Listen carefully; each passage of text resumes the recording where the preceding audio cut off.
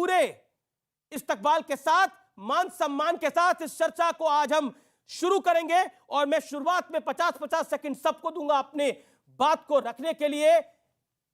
2014 से शुरुआत देवकीनंदन ठाकुर जी आपसे करता हूं। साल 2014 से ऐसा माना जा रहा है कि देश के अंदर सनातन आस्था का यह अमृत काल जो शुरू हुआ वो लगातार चल रहा है। और इसके पीछे विरोधी कहते हैं कि नरेंद्र मोदी हैं, जो पक्ष वाले कहते हैं नरेंद्र मोदी हैं। बताइए, है क्या? नरेंद्र मोदी है, सिर्फ नरेंद्र मोदी। रीजन, यथा राजा तथा प्रजा। जिस देश का राजा जैसा होगा वैसी ही प्रजा होगी। अगर राजा मदिरा पान करके अपने कक्ष में पड़ा रहेगा तो प्रजा भी उसका पालन ही करेगी। राजा अगर केदारनाथ जाएगा, राजा अगर काशी विश्वनाथ जाएगा, राजा अगर अयोध्या जाएगा, राजा अगर काल महाकाल जाएगा, तो प्रजा के मन में भी होगा कि हम लोग अपने संस्कार, अपनी संस्कृति का सम्मान करें, उसका आदर करें। जब हमारा राजा कर सकता है तो प्रजा को भी उसका पालन हो। यही अमृत काल है। जब प्रजा मंदिरालय छोड़कर मंदिर जाने लग जाएगी वो अमृत काल है। जब हम बच्चे अपने माँ बाप के चरण धोने लग जाएंगे ये अमृत काल है। और अपने बच्चों को उस दिशा को दिखा देना ये अमृत काल है। शादाब चौहान, आपको देता हूं मैं 50 सेकंड। उन्होंने अपने 50 सेकंड का इस्तेमाल किया, आप भी करिए अपने 50 सेकंड का इस्तेमाल। मेरा दो टूक सवाल है। अयोध्या में दिए तो 70 साल पहले भी लगाए जा सकते थे, लेकिन अब ये दौर ही क्यों आना पड़ा जिसमें मोदी और योगी चाहिए थे? सनातन का अमृत काल वो नहीं हो सकता जहां बेटियों की इज्जत लूट ली जाए और उनको बचाने के लिए सरकारें शामिल हो जाएं।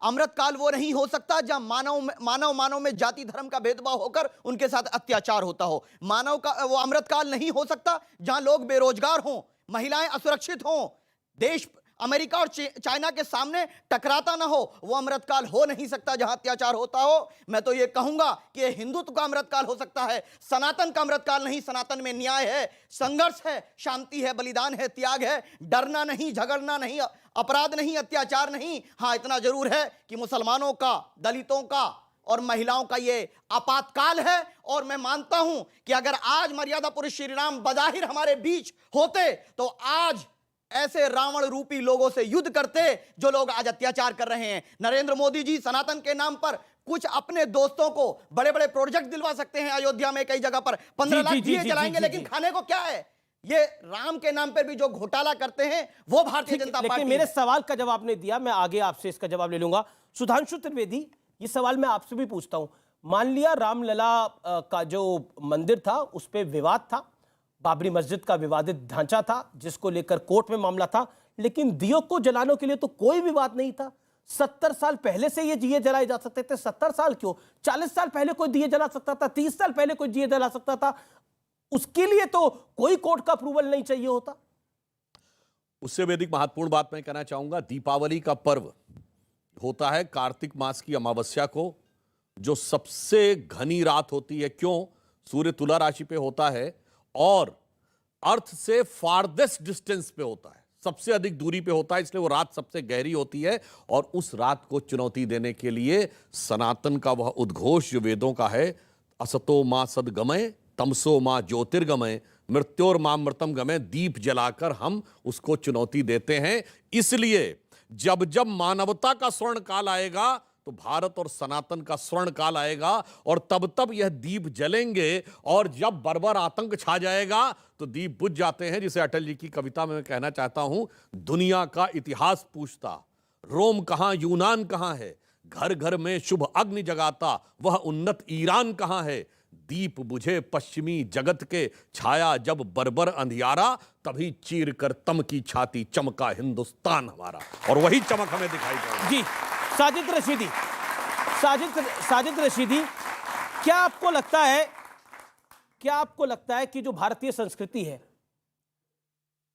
उसका भी ये अमृत काल है? क्योंकि भारतीय संस्कृति के अंदर हमने देखा बीते कई वर्षों के अंदर भारतीय संस्कृति परंपरा जिसका निर्वाह शायद होना चाहिए था वो 70 साल तक नहीं हो पाया। ये आपकी सोच है। भारत की जो संस्कृति है वो वसुधैव कुटुंबकम है, हर एक को साथ लेकर चलने की है। पिछले सरकारों में जो कुछ हुआ है मैं उस पर नहीं जाना चाहता।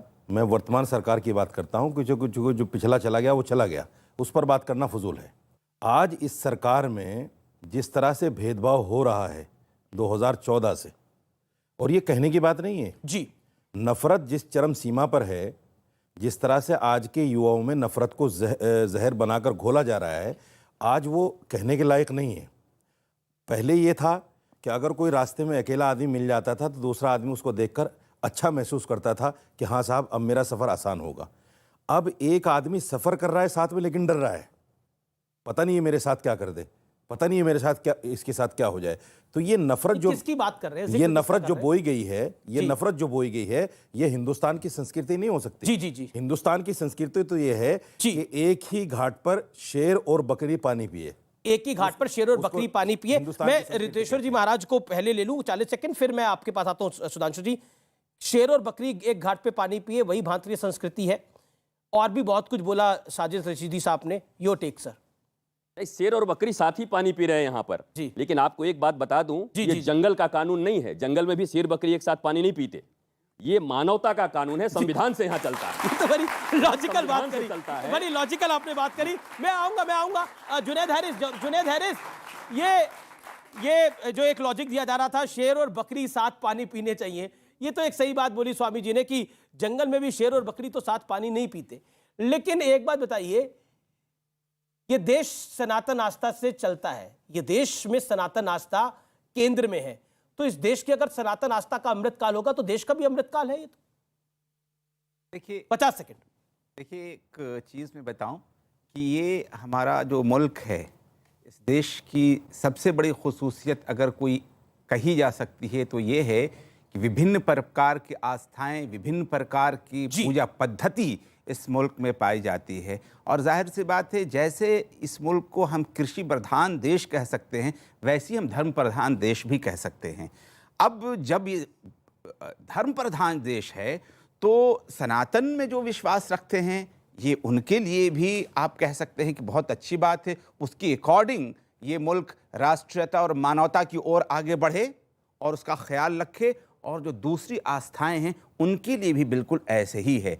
तो ये तो अपने अपने समझ की बात है। हमें अपने भीतर महसूस करना चाहिए कि हमारी आस्था के अनुसार हम राष्ट्रीयता और मानवता के नाम दे क्या रहे हैं। जी। अगर हम शांति दे रहे हैं बहुत अच्छी बात, और अगर नहीं दे पा रहे हैं तो बहुत अफसोस की बात है। आपने 8 सेकंड ऊपर लिए। सुधांशु त्रिवेदी रिप्लाई। शेर और बकरी पे मैं एक बात कहना चाहूंगा कि बहुत बड़े पत्रकार हैं मार्क टेली, बीबीसी के, लोगों ने नाम सुना होगा। 26 साल भारत में रहे। उन्होंने 2019 में लिखा है कि उन्होंने 26 साल दिल्ली के निजामुद्दीन एरिया में गुजारे।